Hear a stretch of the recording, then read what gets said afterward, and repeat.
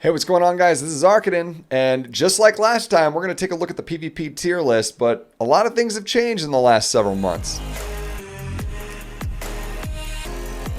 Well, guys, welcome to the new meta. We have had many things change since the last time we did a PvP tier list, and that was back in April of this year?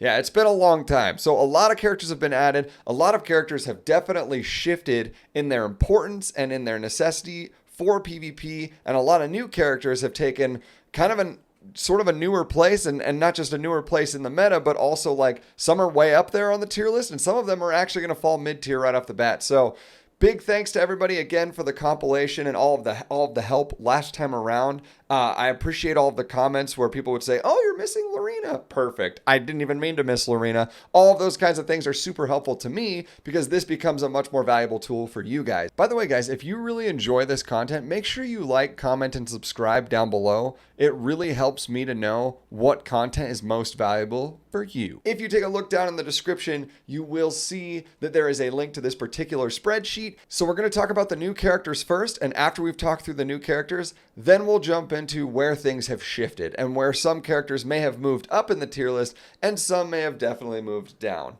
Here we go. So number one, we have Elphelt Valentine. She was one of the new Guilty Gear characters that came out during the Guilty Gear collab this year. She is a fire unit, so you'll notice in the fire category, we have placed her under average.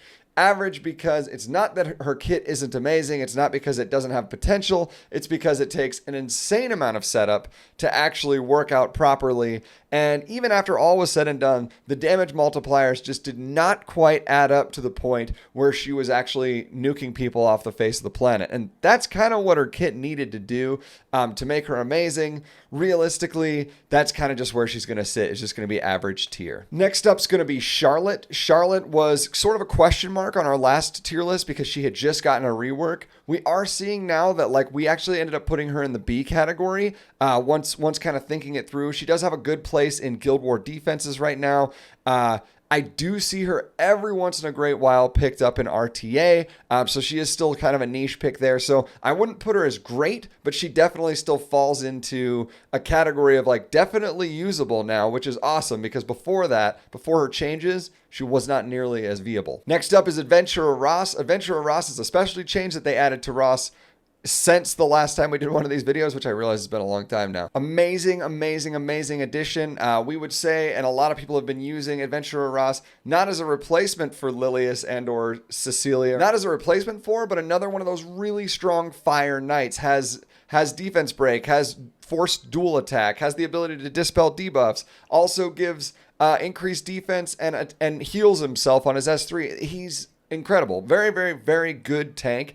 Huge special change, very much needed. We do see him in PvP quite a bit, and so you'll notice we put him in the A tier. Solid unit to build and definitely do the specialty change for. Holiday Euphine is next on the list. Incredible character, has the ability to sort of like stop Basar in his tracks a little bit, which for a very Basar heavy meta for the longest time, Holiday Euphine is definitely a big answer. Multiple ways you can build her, whether or not that's going to be full utility or a lot of extra attack for damage on the burns. I do see her used quite a bit now as a counter pick in RTA.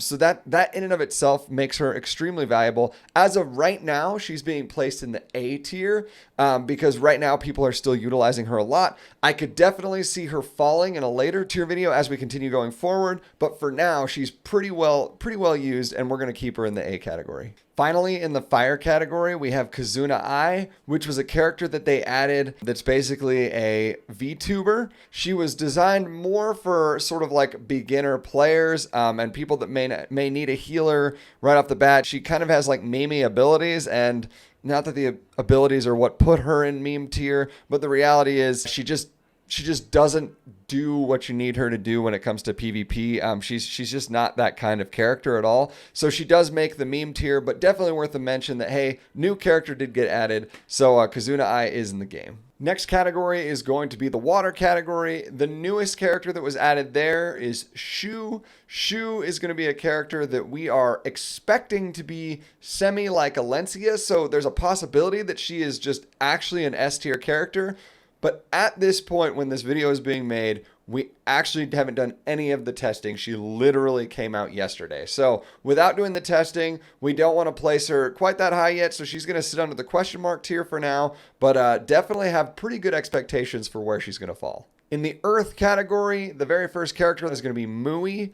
Mui is a very interesting character. At first, I think a lot of us would have thought that she would have fallen further down the tier list just because it's sort of control, but we don't really know exactly. Like, it feels like there's other characters that sort of do the job better. She's also another Earth warrior. There's quite a few of those out there. We just kind of were unsure. And to be honest, what we're finding now is that in control compositions, Mui's actually very, very usable. I think she's sort of a hidden gem right now that a lot of people haven't really had the time to build and play around as much. But for the few people that I have seen use Mui, it's been extremely effective with other characters like Cerise, like Silverblade Araminta, things that sort of like can continue to lock you down with more and more and more stuns. And between having artifacts like Champion's Trophy now being in the game, as well as Abyssal Crown still being very, very viable for a lot of people, she's gonna find her place in the A tier. I think she definitely makes it right there. Next up is Ray. Ray is an interesting character because his base stats are just so unbelievably low.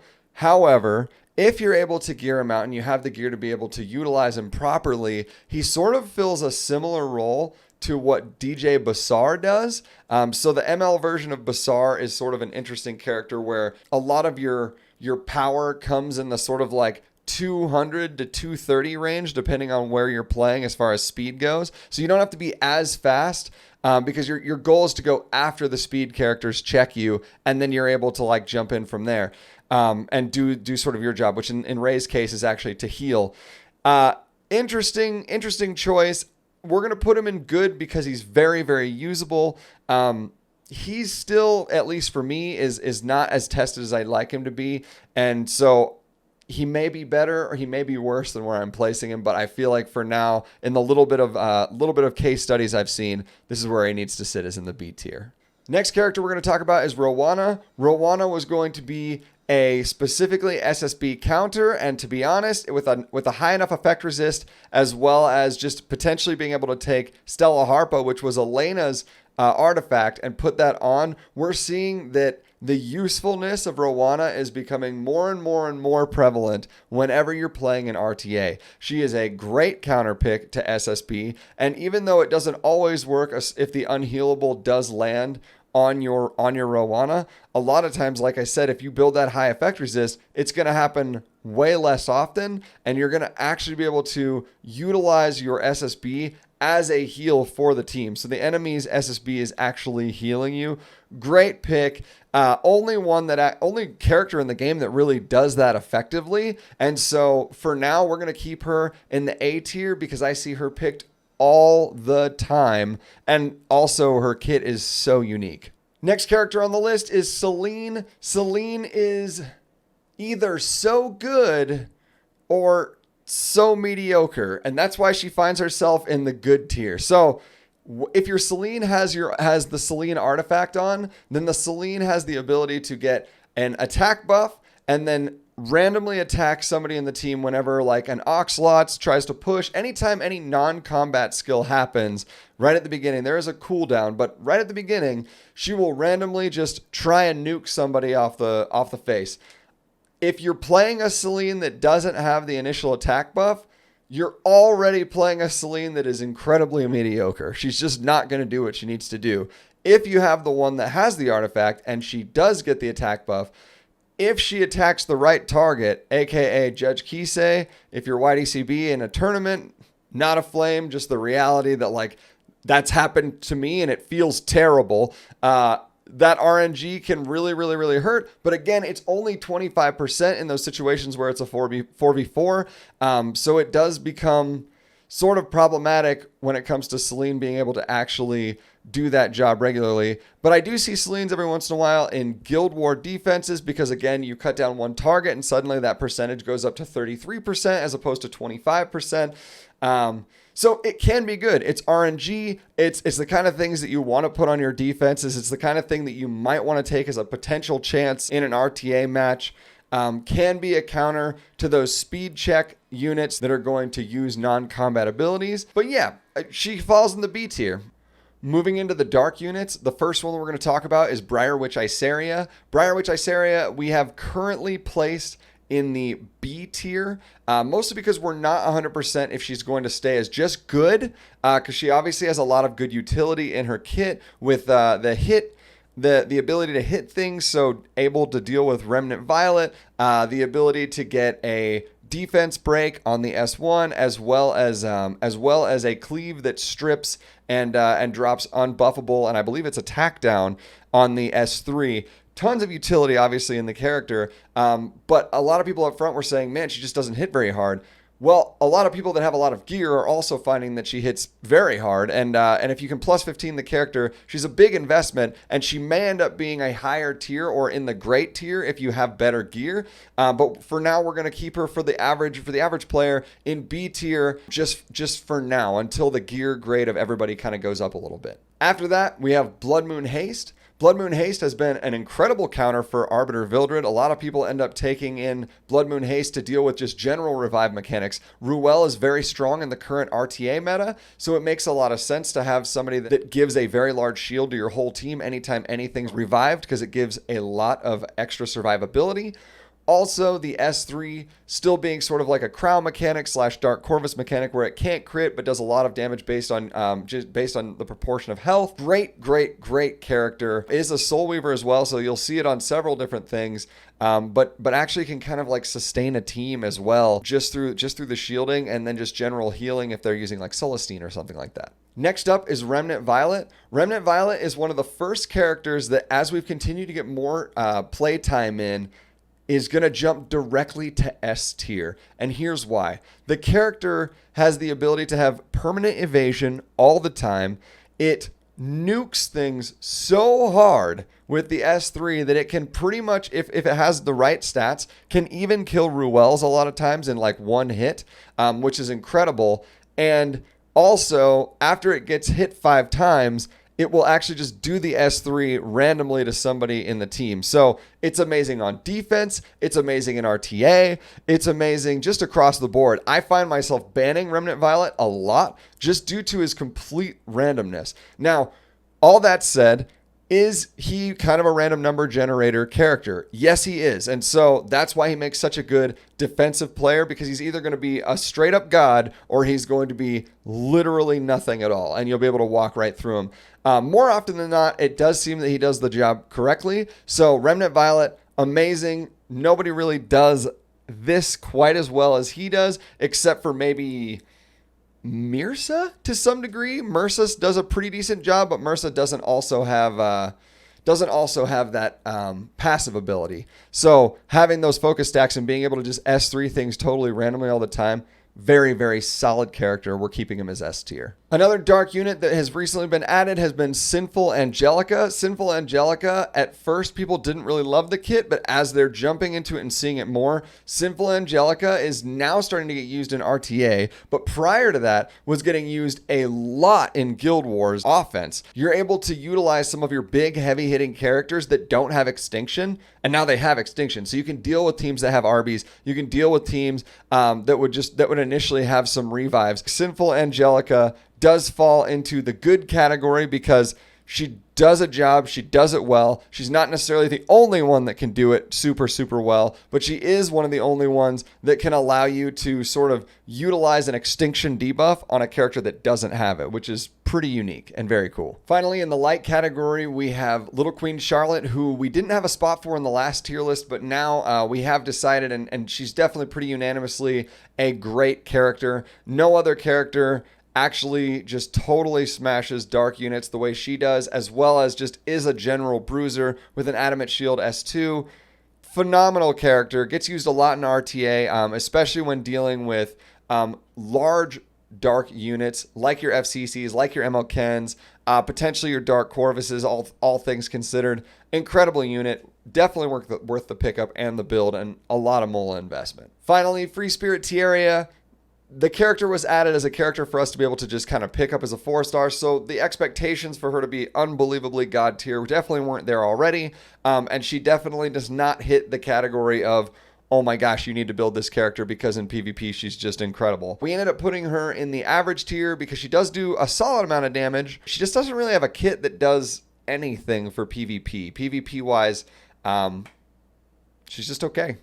So now that we've talked through all of the new characters that were added in since April, now let's take a look at characters that have sort of had some movement in the tier list, whether that's moving up or moving down, starting with the fire tier. So when taking a look, Lidica ended up actually moving up. We ended up moving Lidica into great tier, specifically because as we continue to see this Basar meta, and it is shifting, but we still see a lot of Basar, it is very valuable to have a fire unit that can also be a speed check for Basar. Has generally a higher like base stat line, so gearing her to be just generally faster than Basar is absolutely possible. And we think that she was just kind of a little bit too low. She's definitely much more usable than we were giving her credit for. Next up is Balan Sazon. We are going to be moving him up in the tier list from, I believe he was either meme or average before. We are definitely moving him into good because of what they made for the change on his S1. Now that it actually hits 2 targets instead of 1,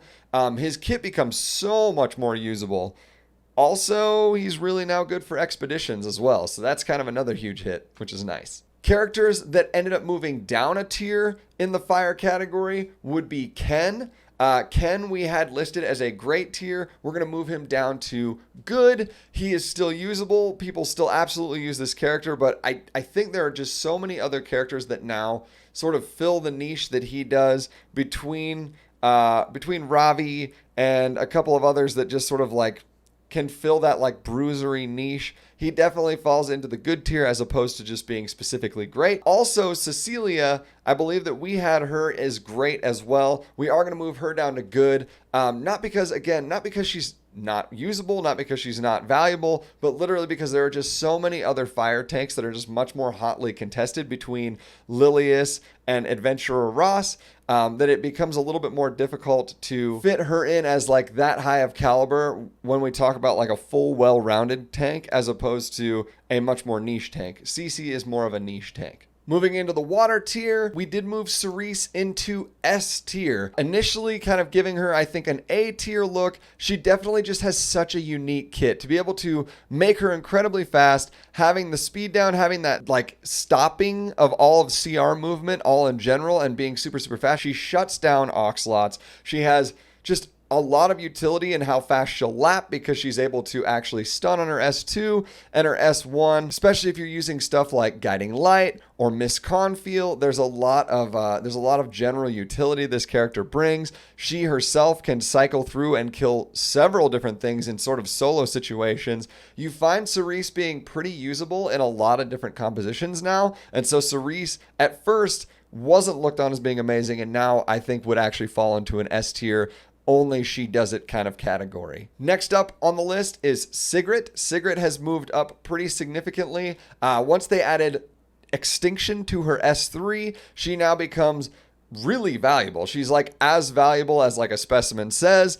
She's not just valuable here, she's also valuable in Wyvern as well for having tons of debuffs, which I realize isn't PvP, but again, characters that can do everything are definite big thumbs up for especially newer players that are trying to decide who to actually take to 6-star. Sigrid is a phenomenal character in both PvP now and in PvE, so that was definitely a move up for her to move her into the good tier. Things that did move down were Angelic Montmorency, not because she's not still incredibly good. She fills the exact same niche that she did before, which is gets rid of tons of debuffs, is a great cleanser, is a water unit. So if you're having to deal with fire units, she's still just a great like counter of a pick to bring in. I still see her a lot in RTA. I still use her a lot in my Guild Wars as on offense teams a lot.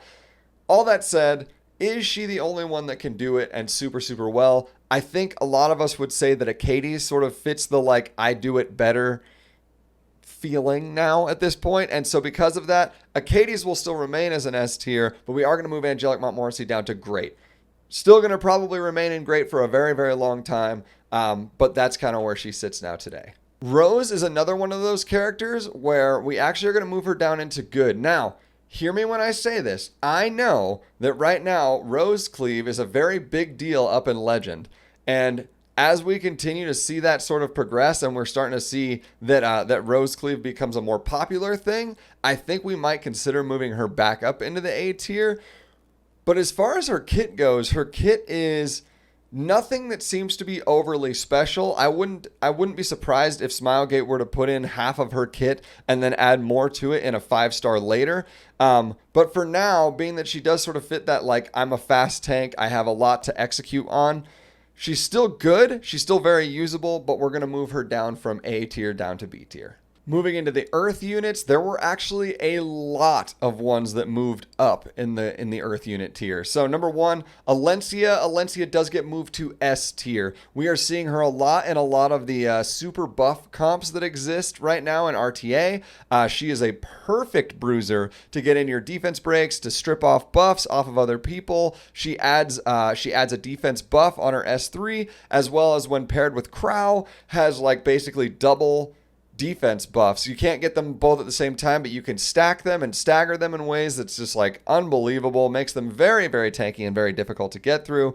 Phenomenal damage, very worth the S tier. Next up is Vivian. We move Vivian up to actually A tier now for a couple different reasons. Number one, she can be a speed check. Number two, depending on how they're built, they can be extreme amounts of damage as well as that speed check. They also add attack buff to your whole team as well as immunity, which ends up being really difficult when trying to deal with like depending on where you place that Vivian speed wise into control compositions. Vivian can kind of shut some of that stuff down if it's done at the right times.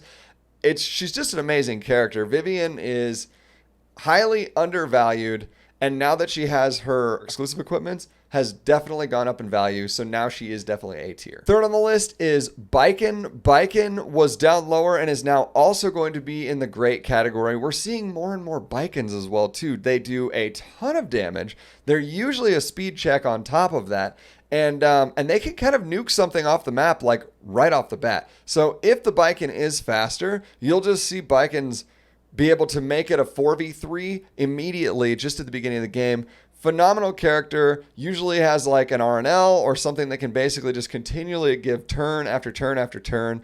So it becomes a super annoying thing to deal with as well too. So absolutely needs to be an A tier, and so that's where she is now. Pavel, we moved up. Pavel has had a recent change that makes it so that when he does his AoE damage, it actually does not trigger counterattacks. So now Pavel can be used sort of like a Watcher Shuri, can be used sort of like a Cleaver, and that he can just do a ton of damage. Like his general damage is pretty darn high, and his ability to not proc counters makes him extremely valuable. So he needed to be moved up to now good tier.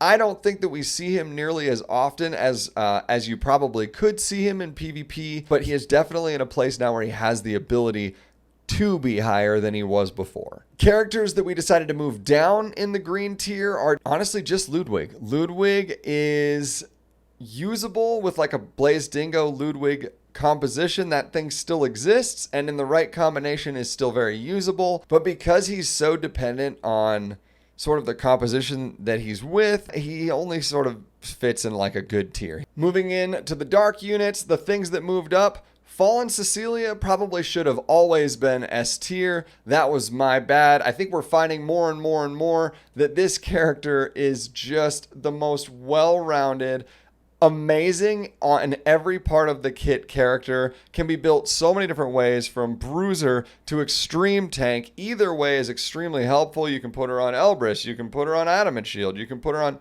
anything. She's just an incredible character that's highly, highly contested. Needed to be moved into S tier, so that's where she is now. Next is Spectre Tenebria. Spectre Tenebria was in the great tier, but the more that you see these high buff comps, a lot more that you're seeing a lot of these control comps. Honestly, Spectre Tenebria is sort of just an incredible pick in a lot of those compositions as well. She's the only character that just sits invisible the entire fight until all three other players are dead. So depending on how you place her and where she can exist in whatever comps that you have, her damage just gets extremely high. She does a very high output, and she only needs to be one character to do a lot of damage on multiple characters at a time. Should have probably been S tier, but again, is now for sure S tier. Another character that we are going to be moving up from the average tier into good and may even see move a little bit further forward depending on how this looks in the future is Shooting Star Achates.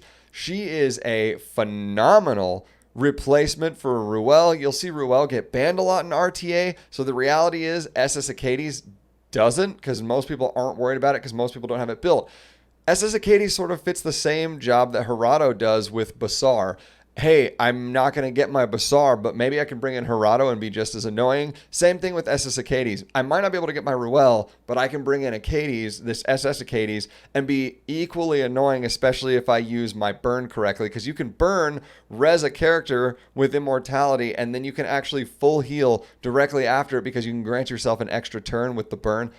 It's amazing. Got to see somebody use that in King Tony and was shocked to see how well it actually did. It was actually amazing. Definitely going to be in the B tier for usability, and again, could move forward as time goes on.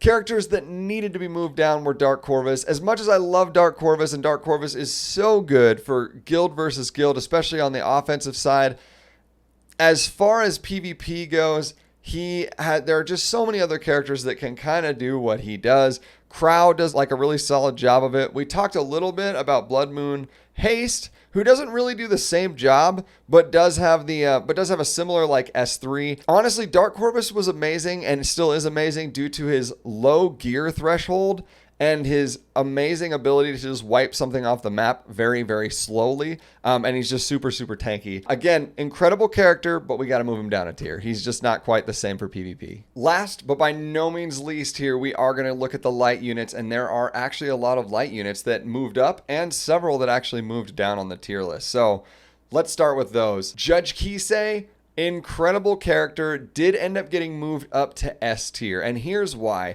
Judge Kisei cleaves in a way that no other cleaver does. When you burn the S2, you get to do a ton of damage and you get a chance to strip. So if you get rid of immunities, that's amazing, because then you get to follow it with your extra turn that does another full 4 crits and then gets rid of their ability to use their attacks. So you have like 3 different chances to get a 1 turn minus on all of their skills, which is amazing, especially if you're going into to cleave things in arena. It's amazing if you can get it in RTA, especially with an Oxlots combination. It's also just so much damage. I mean, when you have a Challenger Dominial with this at the same time, your Challenger Dominial, if you burn the CDOM right afterwards, will hit for like well over 22,000 damage pretty easily, which will wipe a Ruel out. So you can take on bigger, tankier compositions and still be able to cleave them down. Judge Kisei enables this in ways that other cleavers don't, just because you end up getting to hit 8 times, because you're hitting twice on 4 characters, as opposed to just 4 times on 1 character. It's just a lot better. So she's definitely S tier. We're going to keep her there for now. Next up is Silverblade Araminta. Silverblade Araminta was, I think, good before this. We are going to move her into the A tier for a couple reasons. The biggest one being control, control, control. Control is the name of some people's RTA game right now. So having the ability to get lots and lots of stuns on 100% guarantee for the S3, assuming that your effectiveness is super high, and then you stack on the Abyssal Crown. Oh my gosh, dude. I would say getting 4 stuns is actually more common than not getting 4 stuns on that character, as long as there's no immunities and stuff up. And that's really, really hard to deal with when you're working with control. Also, just the general ability to burn. If you're using Abyssal Crown, if you're burning on the S1, it will proc the S2. So you're getting multiple turns to actually hit the entire team with more potential stuns and definitely more damage. You don't even have to build her damage for her to be incredible. Just a little bit speedy, has immunity, and making sure that she's on Abyssal Crown, and she will do the control work that you need. Certainly an A tier character. Ambitious Tywin finally got the buff. He was improved in several different ways. I mean, obviously the way that is most annoying at this point, and probably the way that people would say is almost unnecessary, is the reality that if you're burning all the time on Ambitious Tywin, you have the ability to cycle 1 turn where you're using the S1 and 1 turn where you're literally getting to use the S3 again, because you're constantly reducing the amount of turns on that S3. The S3 has a chance to stun everyone on the team. It's not 100%, but it feels really annoying when it does go off, and it goes off quite a bit. The character in general just has so much utility. There's a new Tywin artifact that just came out that can be stacked on top of the fact that he steals souls on the S1. Now he also, anytime he gets hit by an AoE attack, if he's wearing that, also steals 5 souls there. So a lot of control against those Togs book cleave teams, just a general nuisance now that never used to exist. He's in the S tier now, and I think he'll probably stay there until they either decide to nerf him or something comes up that can actually manage to deal with his kit, because it is a very loaded kit. Tempest Surin is an amazing character that we are just now seeing sort of getting to move into what is currently becoming meta. We are going to move Tempest Surin into good for now. I do think that there's potential that she could eventually move into the A tier, just due to her passive, allowing her to survive multiple turns, her ability to just like strip off debuffs, put on like attack buff, and just nuke your entire team on her S3 is very hard to deal with. And so I do think that we'll see her used more often, especially in RTA as time goes on. So 100% she needed to be moved up to at least B tier. General Purges, we are going to move up to the A tier now. He just keeps finding more and more uses all over the place, from a lot of people's Wyvern teams, which again, not PvP, but still nice to know that you're going to get other value out of it. So you got him for Wyvern. You've got him for light baiting still when you're doing Guild War offenses. The ability for him to just like get hit and push your team forward as like a natural Durandal for your team is really, really nice. He does buff attack to everybody, has a chance to stun at least 2 targets when he uses S3. He's really good. I mean, he's got a lot of usability in a lot of different areas for PvP. So depending on where you want to use him is going to sort of depend on his value. But honestly, in a lot of offensive comps, just using him as a bait and as a buffer for your team makes him definitely an A tier light bait tank. Benevolent Roman is the next one on the list. This guy got moved so far on the tier list because of all of the changes they made to his kit. So he moved from, I believe, meme tier all the way up to great. He is phenomenal. His S3 now, you burn it before you use it, has, if he's mulled, 80% chance to silence all 4 characters on the other team.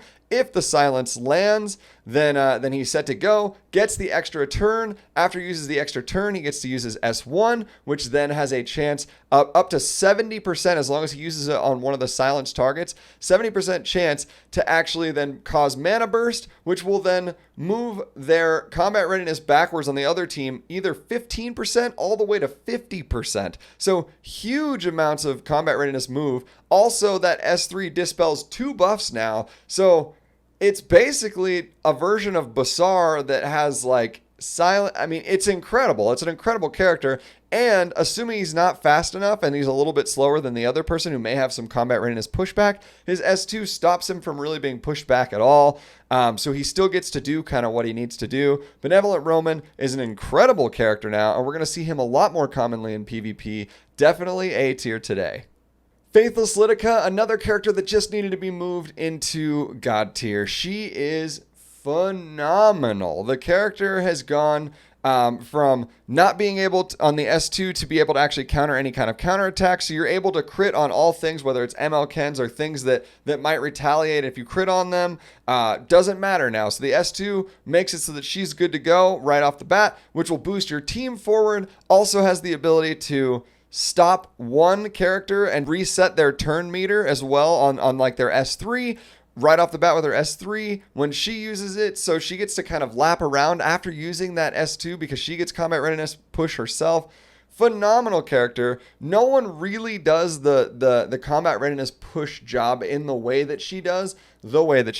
And then if you ended up getting a crit on that S3 when you reset their skill, it will actually give your whole team skill nullifier, just like Fallen CC gets. So phenomenal character for protective, phenomenal character for pushing, very good character to have as one of your fastest units. Absolutely S tier, and should have been there before, but definitely since the changes now, phenomenal. Definite S tier character. Characters in the light category that needed to be moved down. We are going to move Specimen Says from S tier down to A tier now, for the main reason being that there is now Lilibet, Sigrid, Sinful Angelica. They have the ability to semi-do what he does. And you'll notice a lot of those characters are in B tier because Specimen says still is better than them. Biggest difference is that when things are stunned, he has 100% defense penetration, and the amount of molas you have to put into him is very small because you only have to mola out his S3 to be able to get maximum damage out of him. Everything else is just a damage multiplier, so still a very good character, absolutely worth the build, and I know if I had the character myself, I would. But he is definitely A tier and not S tier anymore now that other characters sort of fill the same niche. Another character that we moved down from S tier and down into the A tier is going to be Maid Chloe. Has the potential still to get all the bonks. All of those random bonks are nice, but they are, as we said, random. She is an incredible character, has a lot, especially if a well-built Maid Chloe is put in, has a lot of utility and is so helpful when you get to certain points in teams where like your whole team dies, but you're able to get a big res to pull up all 3 of the other characters at the same time. Still an amazing character, absolutely still A tier, absolutely still needs to be a must build if you have the character, but I don't know that we can necessarily say that she's as S tier right now as somebody like Ruel. Ruel seems to be used a lot more in the PvP realm at the moment. Finally, we have Crimson Armin, who we are going to move down from the great tier down to just good. Not because she's not amazing. She's still an incredible unit, but she doesn't need to be there anymore. We have units like Elena that can do similar type things. We have units that can also be light baits that you might build more so than a Crimson Armin, like just right off the bat because they just happen to fill the niche better.